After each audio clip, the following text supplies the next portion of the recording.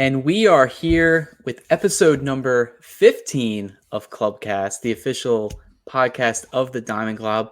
And joining us today, we actually have a guest appearance, Jake. We have Kevin from Piping Hot Gas. So, how you doing, Kevin? Kind of give us a little background. Obviously, you're a Mets fan because we can see by the hat. But is there anything else that you want to tell? What's going on, guys? Thank you for having me. Just a small little Twitter page that just rambles on about sports. Yeah, I mean, we're definitely in the same boat. We've both of our pages have definitely been collaborating with each other on social media, specifically Twitter. So be sure to check out Piping Hot Gas on Twitter. I know he has a bunch of stuff linked in his bio, going to his personal page as well. He also works with fellow Diamond Club contributor Josh Blunt. He's been MIA for probably about a year and a half. But I figured Kevin's also feeling that same sentiment. I will say, I brought it up on Twitter today.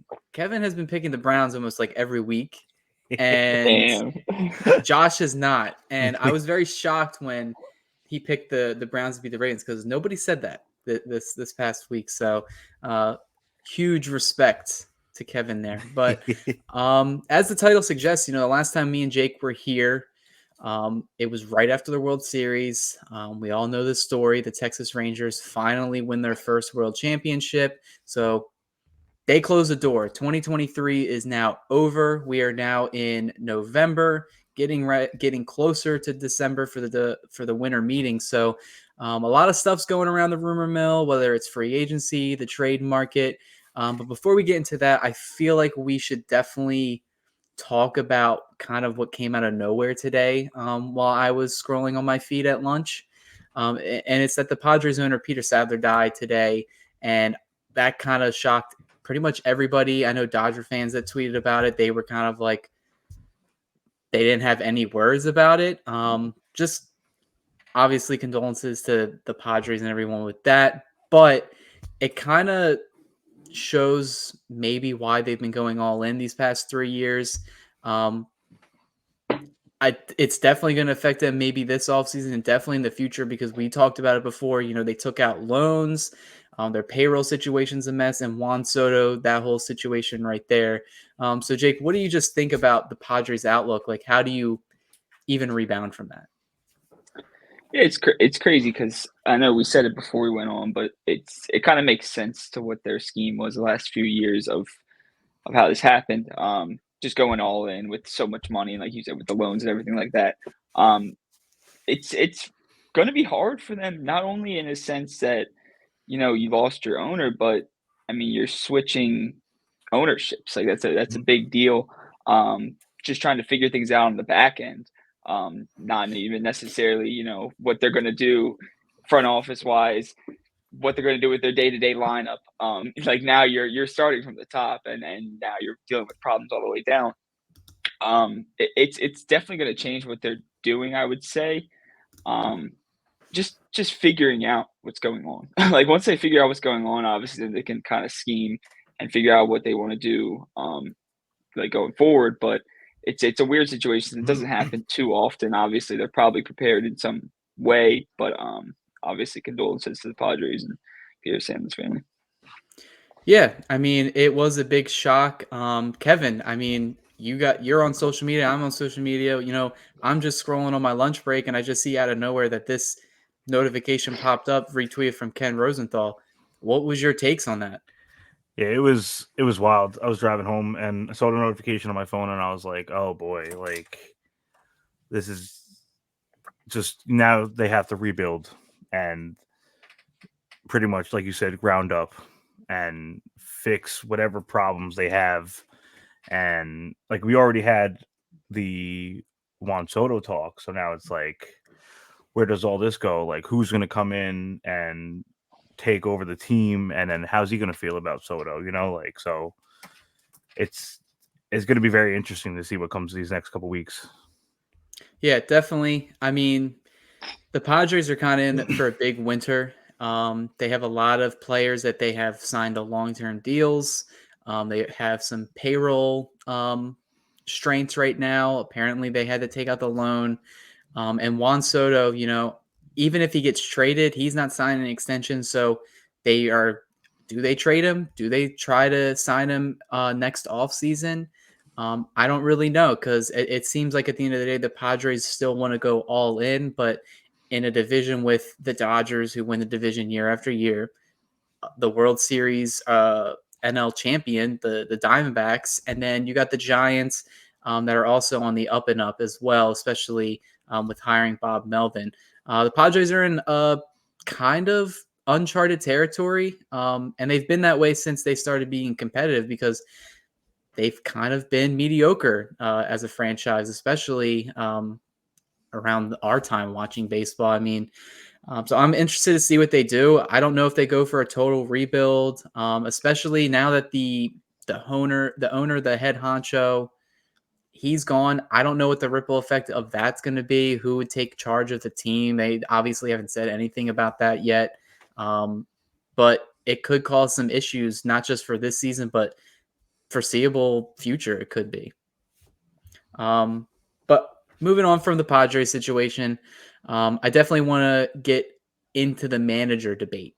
So only one team doesn't have a manager right now, and that is the San Diego Padres, who apparently have narrowed it down, I believe, to Phil Nevin, and I think there was one other name I couldn't think of it at the top of my head, but all the other teams that had vacancies have been filled. Obviously, there's been some shocking ones. But Kevin, I'll go with you. Are you happy with the direction the Mets went since they didn't get Craig Counsell, where I thought it was a lock that he was going to New York, Right. especially after the contract was reported, where he's getting $8 million per year. Are you happy with what the Mets went with, hiring a guy, giving him his first manager shot? I saw the name pop up on my phone, and I'm like, who? Bench coach for the who? I was like, oh, great, okay. I don't know, man. I don't know what they're thinking because, like, all right, you had Buck, who we had him for 2 seasons. First season takes us to the playoffs. Second season just doesn't do nothing, and then you both agree to let him go, and then you get this guy. Why? You could have easily kept Buck for another year. Like, this Buck has experience. This guy was a bench coach for the Yankees. Like, I don't care how good the Yankees are. Like, Rob Thompson was a bench coach for the Yankees. Yeah. It makes no sense. It's just I don't know where they're going with this. Yeah, well, the Mets, they looked like they were already made up their mind. It seemed like Craig Counsell kind of had his territory set up. Apparently, the Cubs came in out of nowhere and pretty much offered him a deal that he couldn't refuse. $8 million a year for a manager, for a 5-year deal. That's record breaking. That doesn't happen in our sport. What direction or what manager hire surprised you the most? Honestly, to me, the one that because I love this guy. Everybody loves this guy. It's Ron Washington. He's such a dope dude, man. He's a good guy. He's a hell of a coach. One of the best defensive infield coach ever. Moneyball legend. We all love him. But the Angels, I just don't feel like they're in a position to win. That would be strong enough that would be attractive for Ron Washington. There has to be something behind the scenes going on that he's been promised, not in a bad way, but like, we're going to go, try to like win games. We're going to go try to get these guys or go try to make these moves to get you a team that can win, because he's not getting any younger. He's has experience. Obviously, he's a very good coach, but the Angels, I just the Ohtani thing is the biggest question, obviously. You have a lot of other guys, and the end of last year ended really weirdly with that whole situation. But it just seems like Ron Washington would want to go to more of a winner, more established winner. Not that there was too many opportunities, but you had the Giants vacancy, you had the Padres vacancy, you had the Mets vacancy, and obviously the Cubs for Craig Counsell. But it's weird. I love Ron Washington. That's probably the most surprising one. And I just hope the best for for that guy always. So I guess I have to root for the Angels then. Yeah. Kevin, besides the Mets kind of shocking you, what other one kind of surprised you the most? I mean, Ron Washington going to the Angels definitely surprised me, but Council going to the Cubs, like that's it. It just it baffled me because that was again another team that they didn't even talk about. It was like, oh, all in on the Mets, and then he goes to the Cubs, and I was just like, why? Like it was so weird and it was so random and out of nowhere. Yeah, I definitely had Ron Washington on my bucket list for this, but I'll go a little different route because I still feel the same way how you guys both said.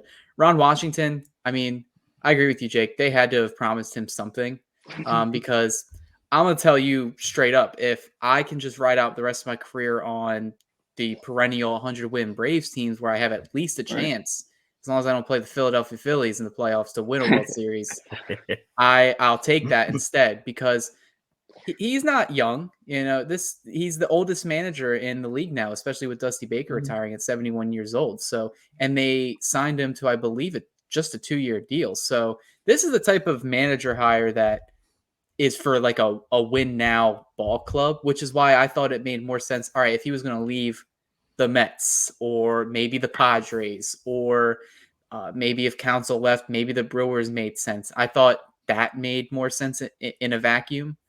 But seeing him go to Anaheim, it kind of makes me wonder what their plans are this offseason. And we can get to that a little bit later, but I'll go the Craig Council thing. And I'll go kind of in a negative spotlight because I don't really understand all the hype around Craig Council.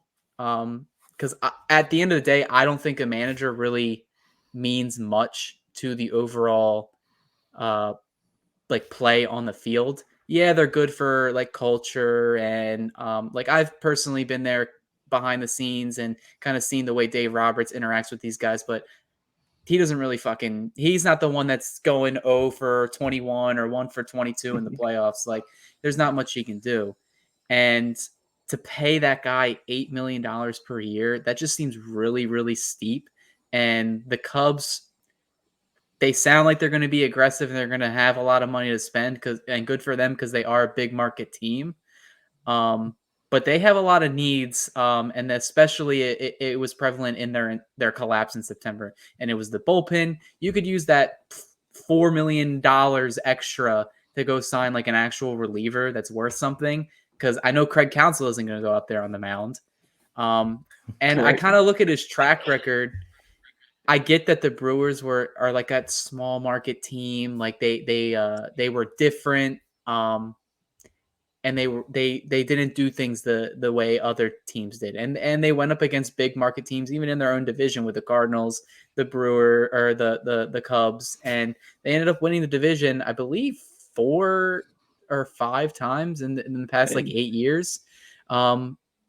Which is the most they've ever won. And Council was a big part of that, but I put more credit to that to David Stearns, and now he's going to the Mets because at the end of the day, the person that puts the team together, they actually have the final say in what happens for the day-to-day aspect, especially in the postseason. So I don't see the idea of giving a manager $8 million a year, especially Council. His furthest that he's ever gotten in the playoffs was 2018 in the NLCS, and every other year it was either a first-round exit in the wild card or a first-round exit in the NLDS. And this year they were swept in the wild card round to the 84-win Diamondbacks. So unless it's someone say like Dusty Baker, Ron Washington, or what's the Texas Rangers manager, Bruce Bochy, I don't see. I feel like if I'm Bochy, I should roll my eyes at this type of deal because he didn't get that to come out of retirement, and now he has 4 World Series rings in his career, and Council doesn't even have an appearance. So I'm kind of a little like shocked just that the amount of money that he signed for. Does anyone agree with that? But yeah, I think baseball managers mean the least. I think we talked about this the other day, but obviously they're figuring out lineup and things like that. But at the end of the day, you got to hit I mean, you got to pitch. Are they even figuring out the lineup? Because everything I know, and I know how most teams operate, they don't figure out the lineup anymore either. I think the only one that probably pencils their lineup is probably Bochy. And even he now, like, I know for a fact that he still takes in the information from the front office, who at the end of the day, if they tell Bochy, hey, I want this guy batting here, that'll end up being the case. So I'm interested to see how it works out, because when you're making that much money as a manager, I mean, they're going to come after you. So if he's not even getting to the playoffs, but I mean, the Cubs have to have maybe not World Series expectations right now, but they definitely have expectations to go to the NLDS, the NLCS, and then eventually get to that World Series. We have to remember that this isn't our money. That is true. They do have it's that team's millions of dollars, and depending on which star free agent they depend to go after, they can make up all of that money. Intro. Yeah, there you go. But let's get away from the boring parts. I definitely wanted to get the manager stuff out of the way, because obviously that's probably the least of our worries for our teams, and even just the world of baseball. The offseason is where rumors for trades, free agency are going all over the place. Obviously, we have the big names, but we know our teams, or even any team, can't sign everybody. And there's going to be those 1 to 2 signings that your team or one team makes that no one thought about this time of the year, and they ended up making a difference either in the regular season or in October. So I kind of want to get your opinions, Kevin. What's one, or if you have a few, under the radar players that could make an impact either for the Mets or for any other team? Under the radar. I don't know. The Mets just need everything and everybody. Like, I want everybody, but like, we need a bullpen. Like, we need a good setup person for Diaz, who hopefully comes back healthy this year. So like, I'm thinking like Josh Hader or something. Like, you need somebody to. You got the starting pitchers, who, I mean, if you don't have another bullpen setup guy, the Mets are going to expect like someone to go out there and pitch 8 innings so we could bring in Diaz. Like, you can't have starting pitchers go out there for that long anymore. They don't do it. And the Mets are just bad luck. So it's like you need a setup guy in between the starter and Diaz. And the Mets bullpen is just terrible lately. So, and it's been terrible for years. I've been a Mets fan all my life, and it's always been the bullpen. You sure you don't want David Robertson back? Because I heard there's a reunion in the works. I would love that too. I was pissed when we got rid of him. Yeah, it sounds like he may go back. So yeah, hope so. Shit. I'm kind of interested to see what Jake says, because I feel like me and him think alike for a lot of this stuff that we talk about here.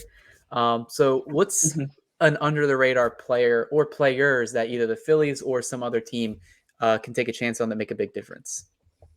Yeah, I think it's funny. It's not like we're just talking at each other anymore and just saying the same things. We actually have a third opinion for once.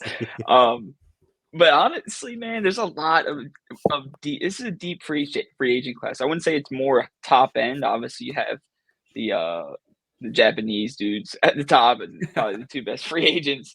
But you have a lot of big bats. I think that's one of the biggest things that is deep in the free agent class. Obviously, if Rhys Hoskins, I have to talk about him. That's an under the radar guy. Missed the whole 2023 season. Can give you. I mean, he's had in the last 4 out of his 5 years, not counting his rookie year, not counting the 2020 season, he's had over 25 home runs and like 80 RBIs. That's a bat you want in your lineup. Hunter Renfroe's another big bat, same kind of build, same kind of guy. Get you a lot of homers, a lot of RBIs. Hits for a good average. Got a big baseball arm. Reference. Right, exactly. That's all we're doing here, really. One guy I like, which I hadn't realized been so consistent, was Teoscar Hernandez. He's been hitting really well over the last 3 or 4 years. with the teams, with the Mariners, stuff like that. The problem last year was the strikeouts. I think I looked it up yesterday or this morning. It was like 211 strikeouts, which is crazy. But if you can get that down, you got a really good hitter there. So I think if I had to look at it, I would say the bats off the bench, which have been such a big thing over the last World Series. I mean, we're finding out platooning is the way to go with like the Braves with Rosario and those kind of guys. So I think deep bench bats and guys that you can platoon in the playoff scenarios are the biggest buys of the free agency market this year. Yeah, I definitely don't think. I mean, a lot of the free agents that we're seeing in this class, it's not like star-studded like how it was in like maybe 2019 when we had Bryce Harper, Manny Machado, a couple other guys. But it's like you said, there's a lot of good depth pieces, bench bats, DHs, guys that you add to a winning ball club just to get you over the hump. And I'll go straight off the bat. The first guy that comes to mind that no one really talks about, and maybe because he went to the Boston Red Sox and they didn't have a good year, is Justin Turner. Dude just knows how to hit. Dodgers walk away from him, which, I mean, at the end of the day, they just couldn't find a spot for him to play. They preferred Max Muncy to take over the role. They signed JD Martinez, pretty much giving him nowhere to play. Turner raked this year with Boston, and a lot of people were kind of shocked that he decided to decline his player option to test free agency again. And he is 38. He'll be 39 years old this upcoming season. He's more than likely looking for at least a 2-year deal to close out his career. I assume third base is out of the question for him in the future now. I assume he's primarily a first baseman DH. But one team that comes to mind that he's been linked to has been the Arizona Diamondbacks.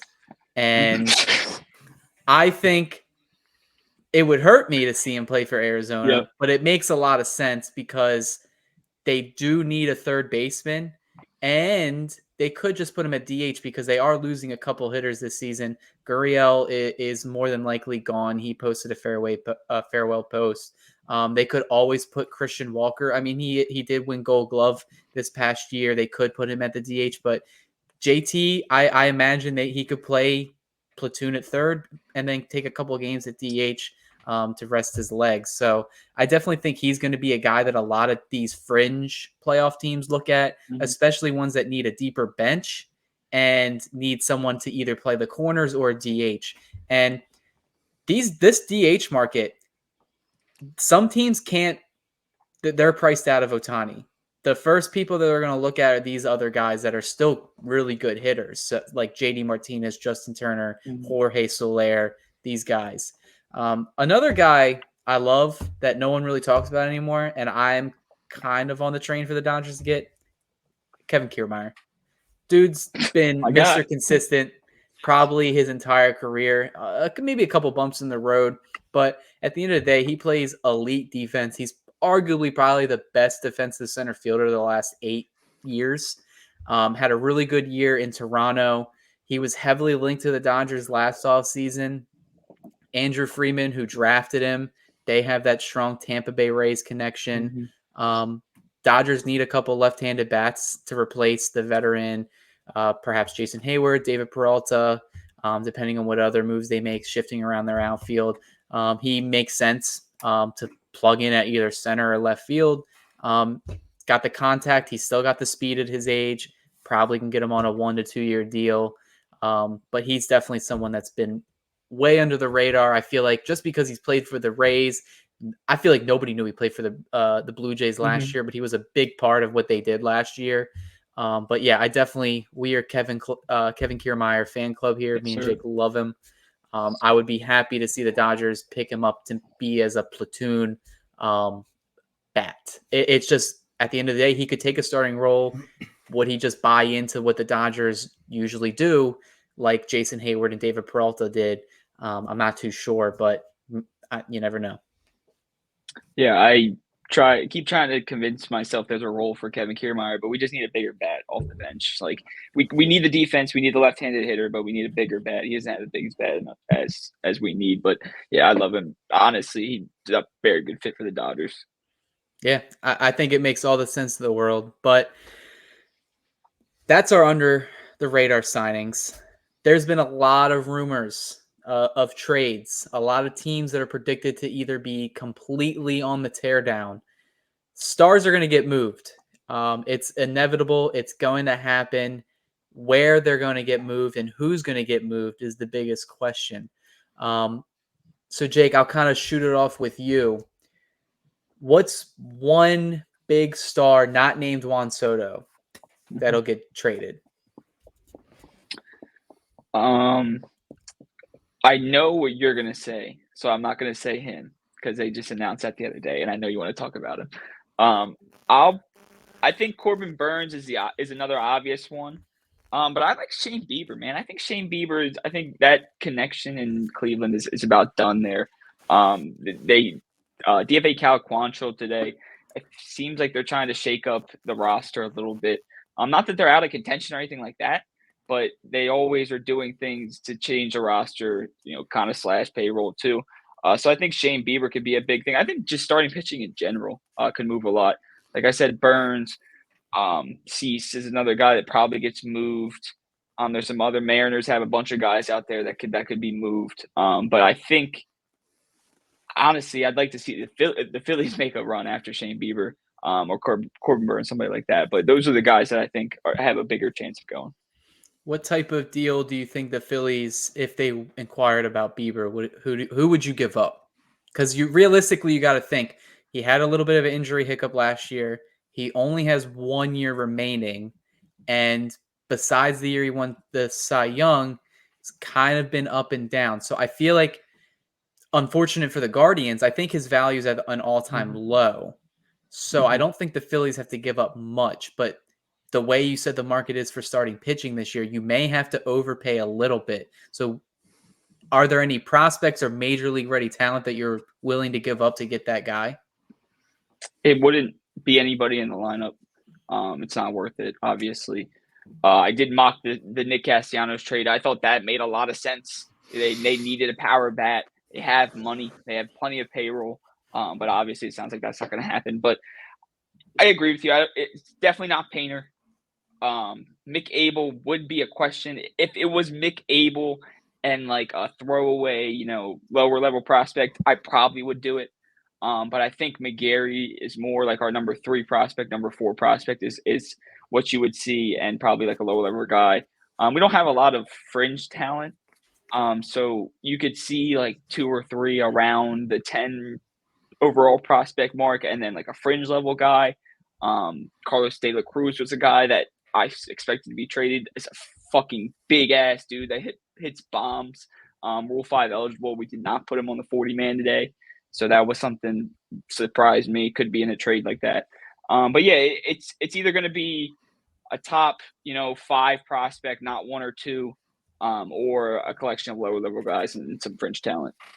Yeah, I mean, depending on what happens with Aaron Nola, the Phillies may have to overpay for somebody to fill that void because, I mean, Painter's coming back from Tommy John. Abel, we don't know. He hasn't made his debut yet. We don't know what type of pitcher he's going to be. So kind of wait. It's just waiting on what the decision is on Aaron Nola.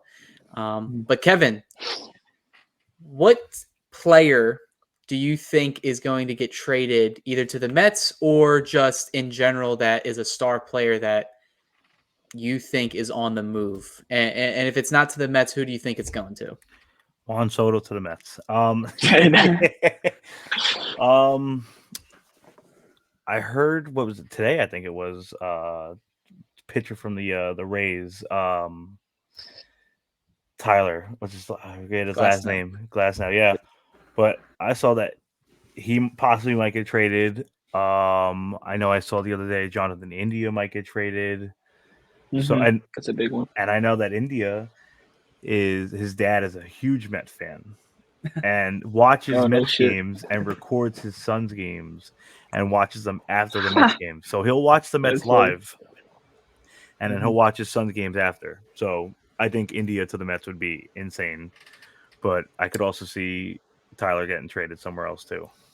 Who do the Mets have at second base? It's McNeil, right? It's McNeil. It's sometimes Lindor. Like He's flexible. what's though. great about the Mets is that the Mets have players that could just play Yeah. every position. So it's like no matter who we get, Annoying. it's like all right, go play whatever. Like I've noticed I like Jonathan India. The thing is that he's fucking horrible at defense.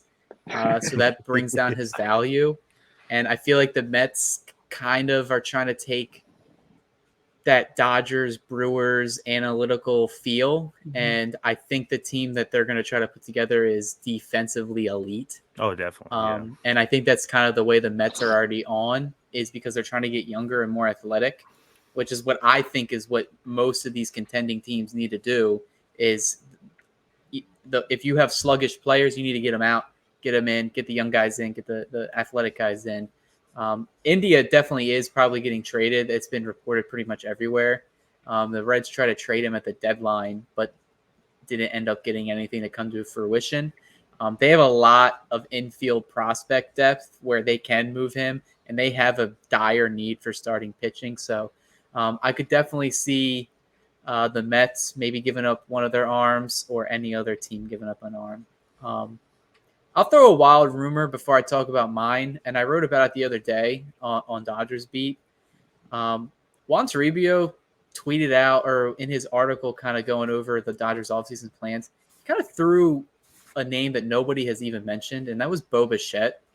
And on one hand, I'm thinking, all right, it's a smaller beat writer that's just trying to get some recognition. But then on the other hand, because I've met Juan Toribio and he was a cool guy, I don't think he would like kind of shoot this out there for no reason. And I don't know if maybe the Dodgers or the Blue Jays are actually serious about shopping him. But what do you guys think about that?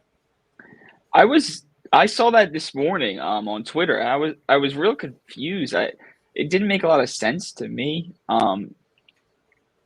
I don't see the purpose of it. Is he coming up towards the end of like arbitration? Like he's coming up to his last So the years? Blue Jays last year signed him for his arbitration years. They signed him to a $33 million contract extension that bought out 1, 2, and 3 in ARB. So he's only making, I believe, $11 million this year, and then $16 million next year, which would be his last year.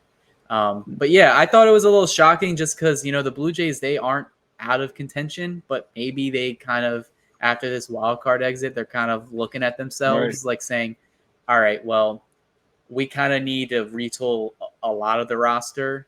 Who is our most valuable guy? Who will bring in a lot? Because in my article I was like, just Bo Bichette alone, his value, you would need to give up like 3 or 4 prospects just for him, especially premier shortstop position. Has led the American League in hits like 3 of the 4 years he's played. He's an all-star. I just thought that was interesting, and it kind of just goes to show that at this time of the year, pretty much any name can be mentioned. Because I genuinely feel the Blue Jays would say, all right, well, we don't need to trade this guy, but what would you give us? I feel like that's where he's kind of hearing that out. I thought that was kind of interesting. I wanted to touch on it.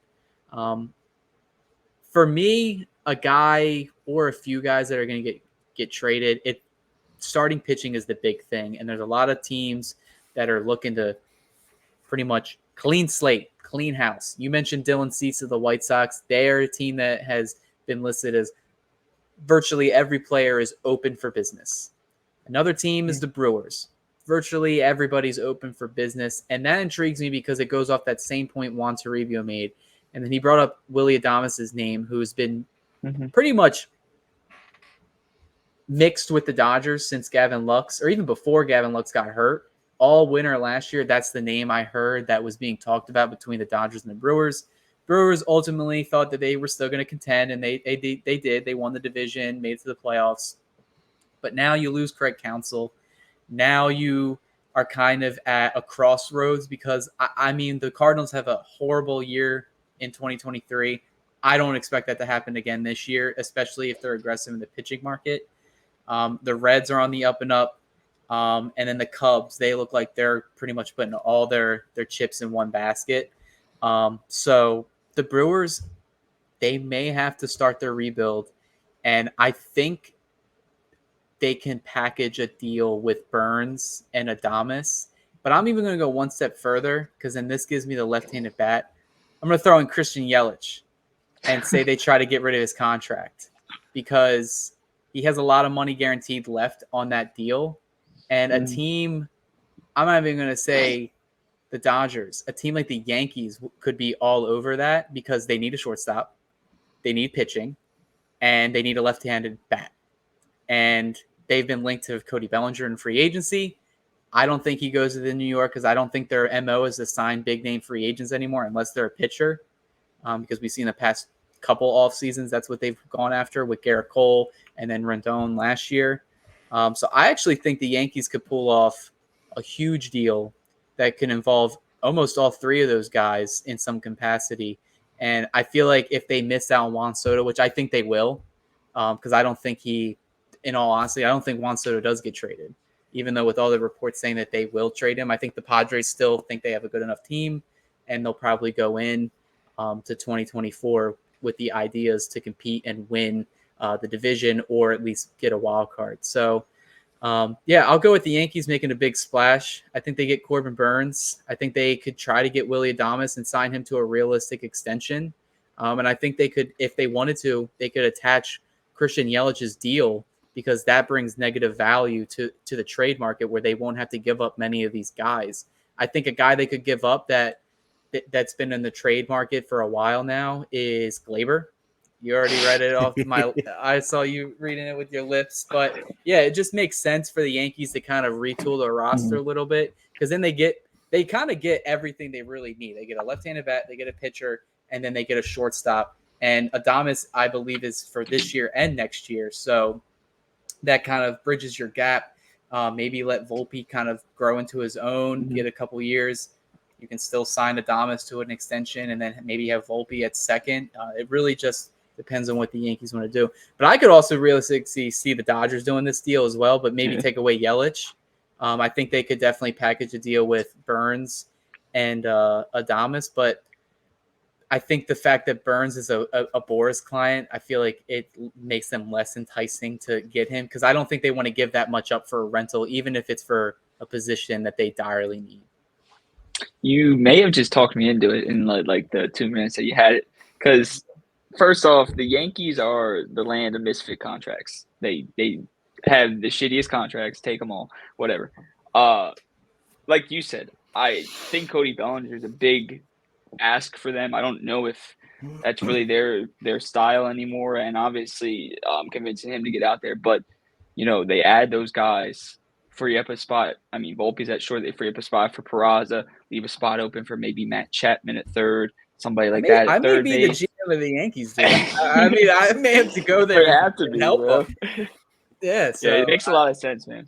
What you said made a lot of sense. The other thing I want to say is I like how you said about the White Sox because one name is Eloy. Eloy could be an interesting guy to get traded this offseason. Been talked for a while too.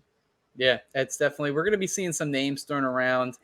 Some of it may be BS, some of it may be real. So that's definitely what we're going to be talking about on this page, whether we're writing it, talking about it on here. It's definitely going to be interesting, especially I think at this point of the year, it's kind of where teams and players are kind of getting an idea of what values are kind of thrown around. And then once December kind of gets in, these players kind of want to get signed, settled in, and get the ground running. That way by the time of the new year, January, February. I mean, once January hits, some players start going to their respective training areas for their teams, especially high-profile free agents. So that definitely is a factor, and that's definitely something we're going to have to look for these next couple of weeks. But obviously, we can't go in this show without talking about arguably the most popular baseball player in the world. And I'm talking about Shohei Ohtani. Lots of stuff is being reported. I mean, you could pretty much write articles for days about it, whether what team he's going to, what his contract's looking like, where he wants to play, who wants to sign him. It goes on and on and on. Honestly, with how it's kind of gone these past couple of weeks with all the Ohtani news, Kevin, I'm going to ask you, what's kind of shocked you the most of that you've heard in these recent, I guess, rumblings of his contract? I saw one the other day. What was it? He's willing to do like a short-term deal or something. Like, I don't know, man. It's just Ohtani, man. You can't. I'm in on a short-term deal. Yeah, I mean, Yeah. I mean, I would not that give he's not Shohei that right he's now, if he wanted a short-term deal and he wanted to be crazy, I would give him like 3 years and like 100 and something $10 million. Because then you could just make it up with marketing. So I feel like a lot of teams would be in on that. Yeah, that makes sense. Sure, yeah, especially because like not saying that he's injury prone, but right now it's like what they say he's only going to be batting first, I think it was, and then he'll pitch the next year, or Yeah, was it the other way hopefully around? that's what they're So hoping. I'm all the reports, all the rumors and everything. I'm not if I see talks that he's gonna go to the Mets or whatever, I'm not getting myself excited until I see it's official from the Mets Twitter or like any other Twitter from like the team that he signed. Because like I don't want to get myself so excited to be like, oh, he might come to the Mets, or like, ah, damn, he might go to the Dodgers or the Yankees. Like until it's official, you know. Yeah. Well, Jake, Ohtani, that's been a topic of our pod for pretty much since the trade deadline. Everyone. What's kind of shocked you or kind of raised your curiosity of all the stuff we've heard about Ohtani in these past few weeks? I honestly, the one in my opinion, it's been a race for like the Dodgers from the beginning. It's a lot of fucking money. People don't realize this. I like it. We say it's not our money. That's our favorite saying, but it's still a lot of money. But the thing I like, man, is the script of Boston, dog. New Balance is there. He's got friends there. It's a big Japanese connection. They got money, man. They want to win. He was out there today. I know our boy Robbie High was tweeting about it, flipping out. So I think that was one of the places I didn't really think about much. You think the Mets, the Dodgers, back to the Angels, maybe even like the Cubs or the Yankees, something like that. But the Red Sox would be fun, man. It's more of an underrated pick, but I think the connections, the people, and obviously New Balance being out there and everything like that is going to help. But it's like Kev said, you don't know shit until it's fucking Jeff Passan or somebody that tweeting out Shohei Ohtani is going to blank. Yeah. Honestly, Kevin brings up a good point because honestly, at the end of the day, I'm the one that has to fucking endure this shit the most because it's been speculated for probably a year that the Dodgers were setting themselves up for this. And I've never really been totally on board with Ohtani. And then I got even more skeptical, especially when he went down with his surgery. But after getting fucking swept out of the playoffs, my entire fucking mood changed on this, where I view Ohtani as Jesus, and he's coming to save the Dodgers. So honestly, it's either fucking we get him or we fucking don't. And if we Ohtani or don't, bust. it's gonna look fucking bad because everyone's expecting the Dodgers to get him. I'm not even trying to be biased. I really think I'm agreeing with everywhere else. I think it's just like a Hollywood script that the MLB just fucking printed out and gave to every team, where he's staying in LA. I'm waiting for the LeBron type video or interview where he's like speaking Japanese and he's like puts on the fucking Dodger hat or something. Yeah. So that's what I'm waiting for. I'm literally either seeing the news or I'm going to be pissed off because I feel like the team does need him. What's kind of shocked me, but not a lot, because I kind of actually wrote about it a couple months ago, is the idea of a short-term deal for Ohtani. And especially after the injury happened, I said I wouldn't be shocked if he signed a short-term deal with opt-outs, or if he signs a long-term deal with a bunch of opt-outs. Because from what I've read is that he wants, if he takes a short-term deal, he wants to go back on the open market as a true two-way player, where he didn't get to do that this year. And that, whatever you say, he's still going to break records with his contract. He could have broken more. There was the number of $500 to $600 million for the two-way player that he was. He's definitely not going to get that this year. People are still saying he's going to get $500 million. I still think even if he does sign like almost a 10-year deal, I don't think he will get to $500 million, because I think a lot of these teams will throw the red flags how long. It's the stuff I've been preaching for almost a year. How long can he be a two-way player? How is he going to bounce back after 2 Tommy John surgeries?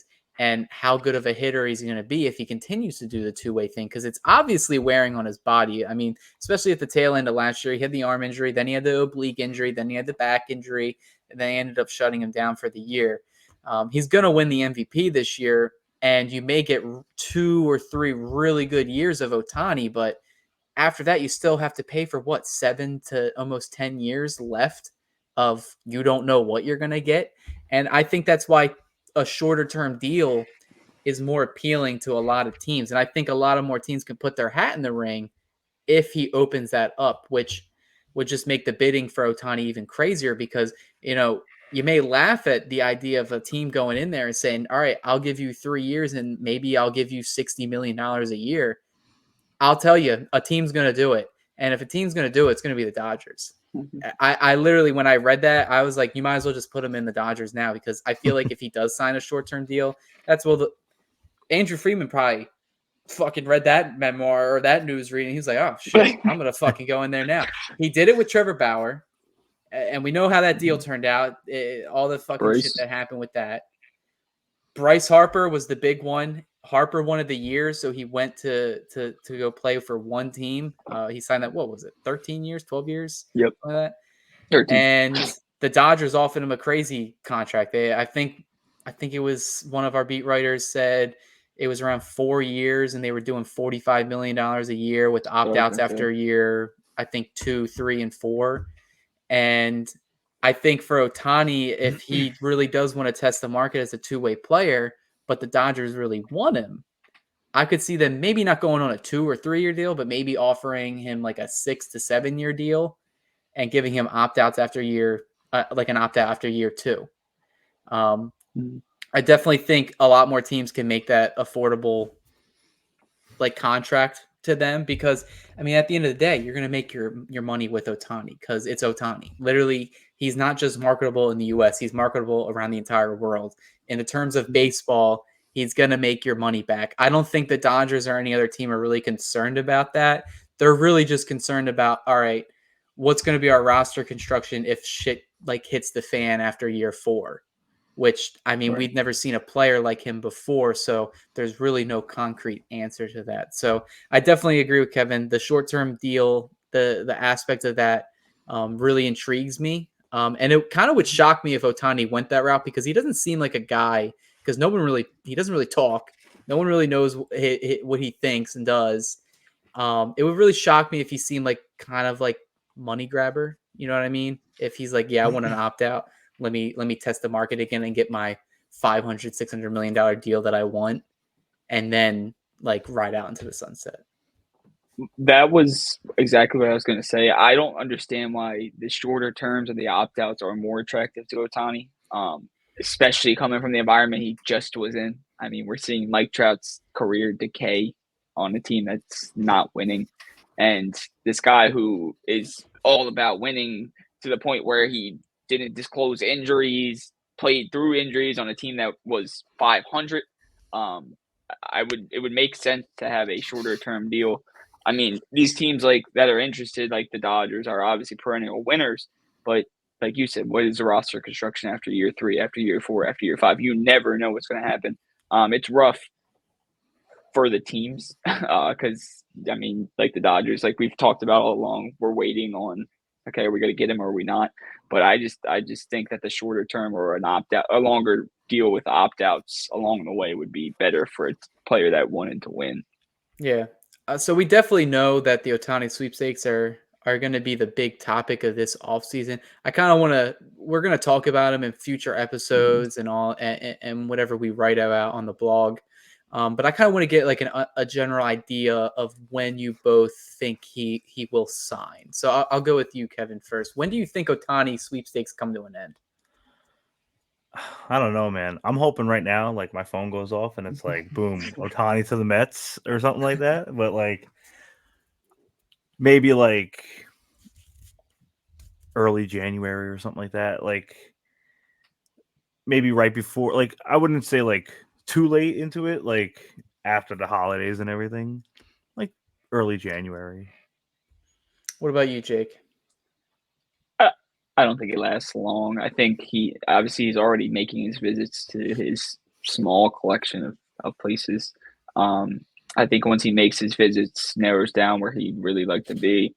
I mean, it's not going to be a thing where, hey, these are guys are giving us 500, we want 525 and go back. It's not going to be that. It's going to be, okay, which place do I like the most, which structure is the best, and he's going to pick one. I mean, it's a guy it's a type of deal that we've never ever seen before, and which is crazy for a sport that's been around for fucking 200 fucking years. But yeah, I don't think it lasts long. I think he makes a decision pretty quick.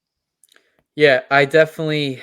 I'm going to agree with Jake's sentiment on this. I read a report saying that people close to Otani take that with whatever fucking grain of salt you want. He already knows what team he wants to play for, and that they're just ironing out the logistics of it.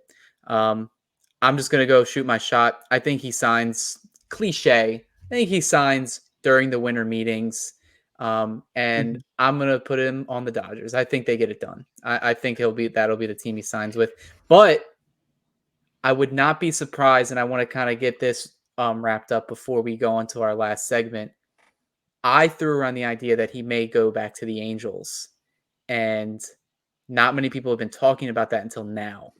And I kind of want to get your thoughts on that, Kevin, because I think a weeks ago in one of our episodes, I said it wouldn't really shock me if Otani went back to Anaheim because one, he runs the show there, and two, they're the only team when he was posted that said he could do the two-way thing. And I think after getting a second Tommy John, I know for a fact that a team like the Dodgers, the Braves, or whatever other team's he's gonna go to, they're gonna try to negate the pitching and the hitting. They're going to try to make a plan to decrease one or the other. So, what about Otani signing back with Anaheim?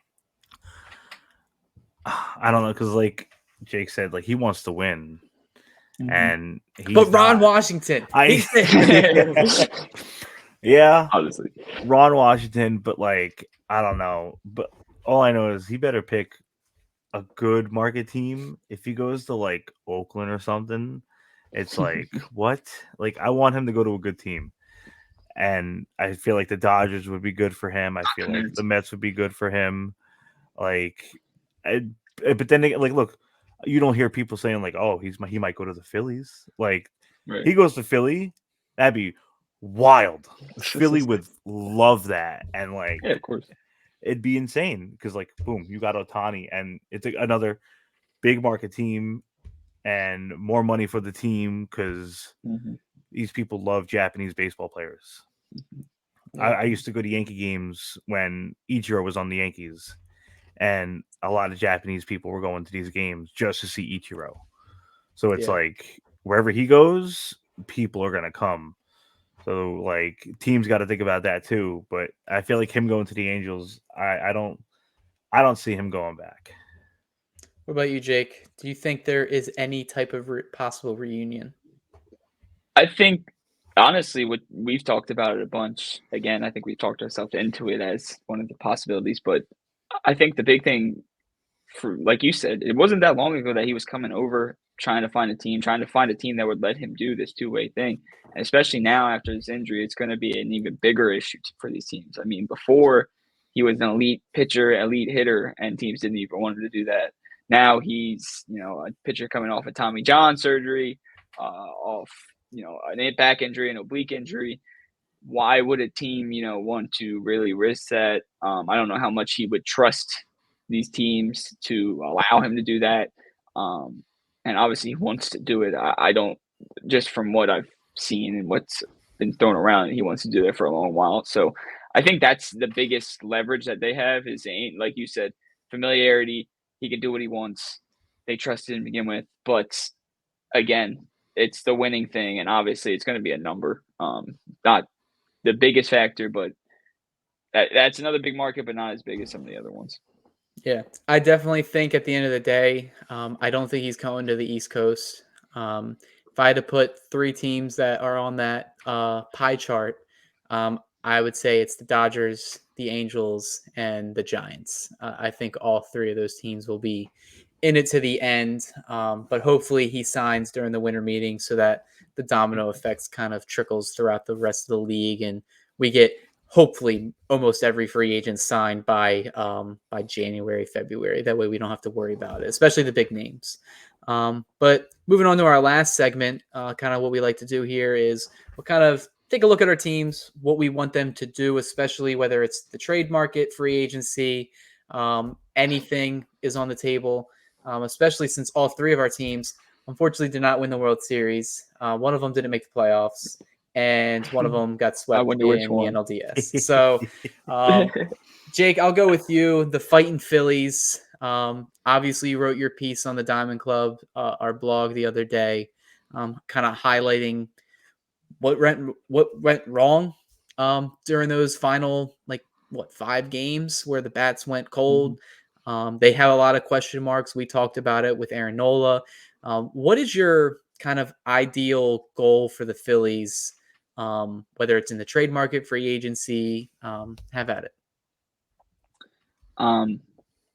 Aaron Nola is number one priority in my opinion. This is a guy who will give you 200 innings, has been great for us over his career. Hometown guy, been with us forever.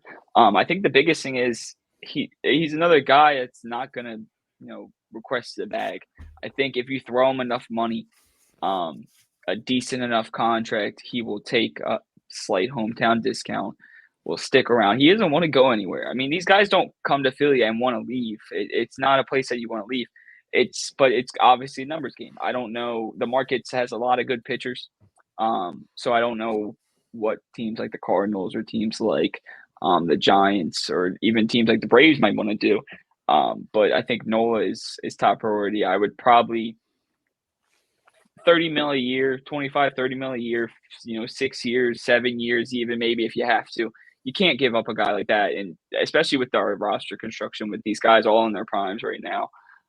That's a big priority. I think another thing was, a deeper bench. Having Jake Cave make the last out of the season is obviously never an ideal situation. But, just another outfield piece that can play a little bit, hit better. Rojas' struggles. Dave Dombrowski and Rob Thompson came out to say that he is not guaranteed the center field role for 2024. So that could be a spot that's open.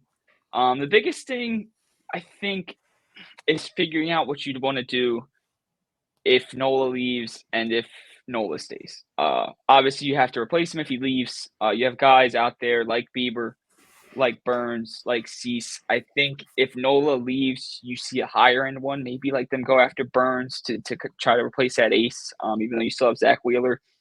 I think if Nola stays, I think they still go and get a guy through the trade market. I think that's where they're going to be active. My ideal situation would be trying to unload the Taiwan Walker contract. I know Kev understands that heavily. He's a good regular season guy, gets us wins, gets outs, but it's not a guy that you can trust in the playoffs. Not a guy you can trust down the stretch. $18 million fucking dollars a year is a lot of money too. That's like a Eduardo Rodriguez contract, probably a little bit slightly more than that. Maybe a Jack Flaherty, Lucas Giolito, somebody like that. But it's going to be a shakeup in the pitching. Obviously, final thing I was going to touch on is the closer role. I don't think there's really a top end closer that the Phillies could go after. I know we talked about Josh Hader and how I love Josh Hader, but again, that's a Taiwan Walker contract right there for a closer for a team that doesn't really use a closer. I mean, we had Craig last year, but he was kind of just thrusted in the role when he did well. It's really a team by committee and a future thinking bullpen where it's by matchup. We see our closer come in the 8th inning if you have your 2, 3, 4 hitters up or something like that, or maybe your closer comes in the 7th when you have 3 lefties because you need to get the lefties out. I think you could see some guys like maybe Jordan Hicks. That's somebody that's been on the radar. I heard Seth Lugo's out for the free agent market. Obviously, another guy that would be interesting. But yeah, I think obviously Nola figuring out what you're going to do. Hopefully that that sweepstakes ends soon, just like the Otani one. You don't want it to drag out and start competing against yourself. But pitching and then a deeper bench. I think the lineup's pretty much set. Honestly, one of the biggest things I'd like to figure out in the offseason is a Zach Wheeler extension. But that's a different conversation to have on a different day. Yeah, I definitely think that's interesting for Zach Wheeler. How old is he now? If at the end of that contract, 35, maybe 35 yeah. at the end. I honestly think baseball is a cruel game, because I don't think the Phillies will wait around for Nola. I think you'll see like a similar situation with Freddie Freeman and the Braves, where if they don't give him a decision by a certain day, I could see Dave Dombrowski just pulling the trigger on like a Corbin Burns or somebody big to replace him and just say, all right, well, thank you for the years you did here, but we have other things to address, so we can't wait around. So. Kevin, I'll go with your New York Mets, who, unfortunately, I'll shit on them a little bit. They did make the playoffs in 2022, and then were hugely favored to not only make the playoffs but win the World Series because of the payroll. Now they're taking a step back. Do you think they make any type of moves to stay in contention for this upcoming year, or what do you want them to do? They better make moves because when they got rid of Scherzer and Verlander, the talks were like, "Oh, we're rebuilding." No, we don't need to rebuild nothing because we already did all that. Like the collapse of the season started when we gave the Braves the division, and then we lost to the Padres, and then Edwin Diaz got hurt, and then last year was just a shit show, and it was a mess. Like they better make moves. They better sign everybody. I don't care. Like you need to sign everybody. It has to happen. Model. I've been waiting forever for a World Series, and 2015 should have been our year, but it wasn't. If you had to pick one big move to make, what would you do? Nick Castellanos to the Mets. No, Yamamoto. I was going to say that. I feel like Yamamoto would be perfect for the Mets. Yeah, I think that would be perfect for a bunch of reasons. Because I think every team should be interested on him because he's so young, right? And he's going to get a 6 or 7 year deal. So the Mets, who, in my humble opinion, I don't think 2024 will be their all right, we're going for it year. I think they're still going to kind of be not rebuilding. I'll classify it as retooling. Yeah. But the downside is that unlike the Dodgers, who can retool their roster and still win their division, the Mets play in a division with the Phillies, the Braves, and now the Marlins, who have made pretty good rosters these past couple years that are really competitive. So I definitely think the Mets are, I would say, are big favorites to sign Yamamoto. I had him going to the Yankees, but I really think it's going to be between those two New York teams. So I definitely agree with you there. I think they do need to make moves to keep the fans happy, like yourself. But it'll be interesting to see what they do this offseason. Because like I said, I don't think they're going to go all in, but I still think they're going to sign some guys to not just compete in 23 or 24, but all right, we need them for 2025, 2026.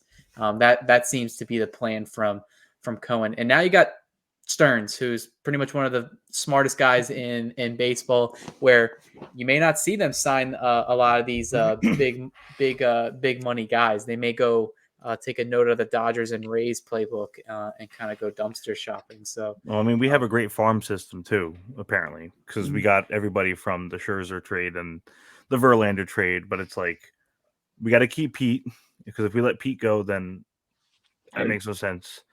We got to get rid of Vogelback. We got to work on our DH. Beatty had an on and off season this year, so it's like, can you trust him at third base? Can you work on, there's some work on him during the off season. Catchers are fine. Francisco Alvarez is a stud.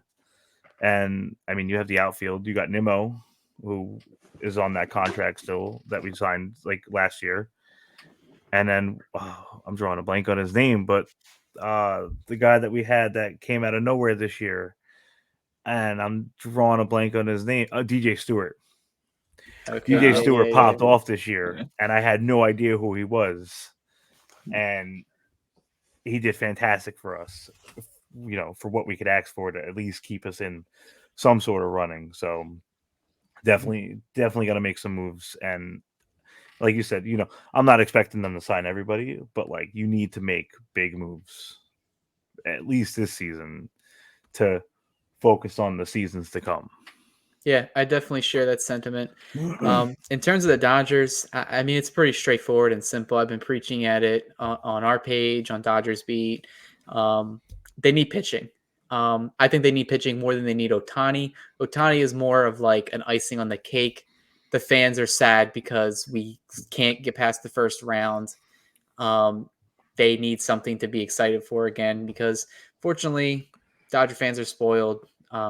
You can't be satisfied with a Mookie Betts or a Freddie Freeman. You need to bring in a Shohei Ohtani, but they definitely need pitching. And it sucks because this offseason, every team it seems like they need pitching, and some teams need it more than the Dodgers, unfortunately. So that's just going to drive all the prices up, whether it's free agency or the trade market. So I'm interested to see how the Dodgers kind of navigate through that. Because I think there's going to be some arms that they may be priced out of. I wouldn't be shocked if they don't kind of deal with for Corbin Burns. I don't think Shane Bieber meets the way their team plays because he's more of a ground ball pitcher. Our infield defense is kind of a little shaky. I don't know. There's been so much rumors of a shortstop trade, even with Gavin Lux, who I really want to get a shot to start.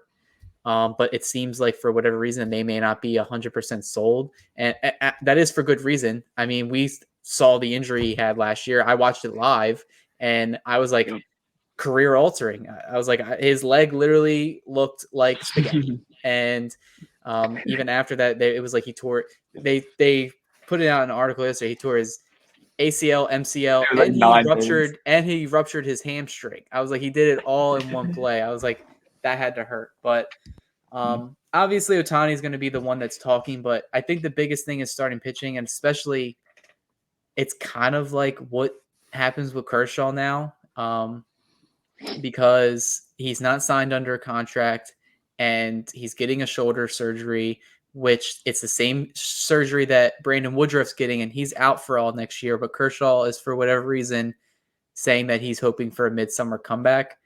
I've kind of already written him off for even pitching at all next year, and I would be shocked if he even pitched again, which is kind of sad to say. But I think the Dodgers need to take a break from the rebuilding of pitchers or position players and kind of just go get actual like veteran leadership of like healthy individuals that can play at least 140 games or can at least pitch like 25 games. They tried it with Noah Syndergaard last year. It didn't work. I would hate to see them in on like a Lucas Giolito or something like that, because then it would just mean that they're doing the same thing again. I would like to see them go on the free agent market and sign one of these pitchers, but I really think Nola is still going to get almost either close to 200 million or even over, which is something I think I would be out of the comfort zone for because of his, he's had a really good recent track record. And this is the biggest reason why I think the Phillies probably walk on, is because out of like 2 of the 3 years, he's had an ERA over 4. So that's a little concerning. But then you look at his postseason track record, and you kind of change your mind. But I definitely think pitching. I don't know how they do it. I don't know who they bring in. I think the easiest and most likely is Glasnow. I just think because of him only having 1 year and it being 25 million, and the Dodgers and Rays being linked with trades in the past, I think they kind of get a deal done with that. And maybe they throw in a couple outfielders. I don't know what they would do. I know Margot has been shopped around, but it'll be interesting to see what the Dodgers do. But it's definitely pitching, and that's the same sentiment for a bunch of teams, including the Phillies and the Mets. So it'll definitely be interesting this winter. The pitching market is going to be so rough just because, like you said, there's so many teams that need pitching. Honestly, I said Orioles a lot. for Nola. I think if they're going to spend any money, that would be the guy they would spend it on. But other than the Cardinals, man, the Dodgers look like a prime candidate for Nola too. Could be a guy that could slide right into that rotation, like you said, just a guy that's actually good, not a guy that you have to kind of make good. Even if he gives you like a upper 3 ERA, he gives you 220 innings and he gives you 200 strikeouts. You'll take that every day of the week. Yeah. Well, that'll about do it for this episode of ClubCast. A little bit longer just because we've had a little bit of a break since the World Series. We've had a lot of news to talk about, whether it's managers, trade rumors, free agency, everything about baseball.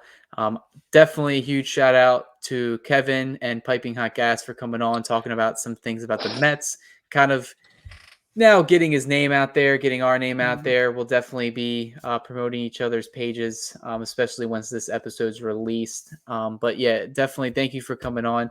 Kevin, is there any way that these people can find you? I know you said you were looking at building a website, but other social medias, do you have the same header or headline for each Instagram, Twitter, all that? Yep. Piping Hot Gas on Twitter, Instagram. Just if you go to our Twitter, we got the link up in our bio on the website. Thank you guys for having me. I appreciate it. I know Josh appreciates it. Yeah, thank you for coming on. We definitely want to get more of these throughout the offseason just because we want to have more group discussions about what people think. Hopefully we have some more of these in the future. We'll definitely keep you posted. But that about does it for this episode. Obviously, be on the lookout for updates from our Twitter page for when we're going to be releasing future episodes. So it's going to be a nice long off season. So get ready for it. Hopefully we hear some more news on our next episode. But that about does it. Anything else from you, Jake? Nope. Peace. See you next time. Yeah, there we go.